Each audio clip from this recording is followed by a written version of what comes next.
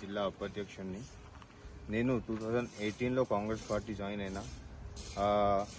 2018 నుంచి 20 వరకు నేను కష్టపడ్డా కాబట్టి 2020లో నాకు ఎన్ఎస్యుఐల సతీష్ రెడ్డి అన్న అప్పుడు ఎన్ఎస్యుఐ జిల్లా అధ్యక్షుడు ఉండే. ఆయన ఆధ్వర్యంలో జిల్లా సెక్రటరీగా నాకు పోస్ట్ ఇచ్చిండ్రు.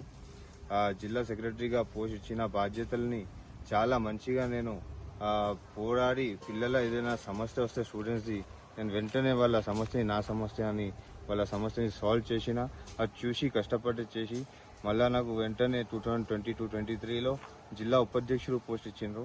ఆ తర్వాత జయపాలన్న జిల్లా అధ్యక్షుడు అయిండు. ఆయన ఆధ్వర్యంలో కూడా నేను ఇప్పటి వరకు కూడా జిల్లా ఉపాధ్యక్షుడిగా వర్క్ చేస్తున్నా. పిల్లలది ఏదైనా సమస్య వస్తే అర్ధగంట లోపల కాల్ వచ్చిన అన్న మాకు సమస్య ఉన్నదంటే అర్ధగంట లోపల వాళ్ళ దగ్గరుండి వాళ్ళ సమస్య నా సమస్య అనుకొని వాళ్ళ కోసం కొట్లాడి వాళ్ళకు కూడా న్యాయం జరిగినట్టు చేసిన. ఎగ్జాంపుల్ తీసుకుంటే మీరు హిట్స్ కాలేజ్ది తీసుకోండి.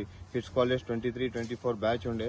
వాళ్ళకి సర్టిఫికేట్స్ ఇవ్వడానికి కాలేజీలో సతాయిస్తే వెళ్ళి వాళ్ళ సమస్యని 2 డేస్లో సాల్వ్ చేసి వాళ్ళకి సర్టిఫికెట్లు ఇప్పించి వచ్చిన అటువంటి రోజులు కూడా కాంగ్రెస్ పార్టీ గురించి పనిచేసినటువంటి ఉన్నాయి.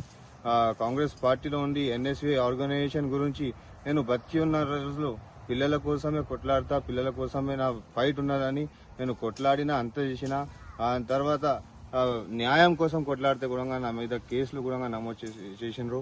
ఒక 10 మీద కేసులు కూడా నా మీద ఉన్నాయి. ఈ సందర్భంగా నేను మా పార్టీ పెద్దలు డాక్టర్ టి రామ్మోహన్ రెడ్డి మన స్థానిక ఎమ్మెల్యే గారితో కూడా ఒక మొన్నే కూడా ఎంపీటీసీ టికెట్ ఆశిస్తున్నాను. ఇంకా మండల్ సీనియర్ లీడర్స్ కూడా నాకు సహకరించి మా గ్రామ పెద్దలు కూడా నాకు ఆశీర్వాదం ఇస్తారని, ముందుకు తీసుకుపోతారని కూడా నాకు ఆశ ఉంది.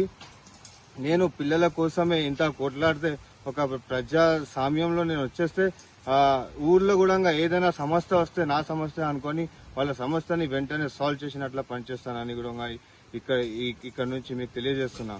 Thank you.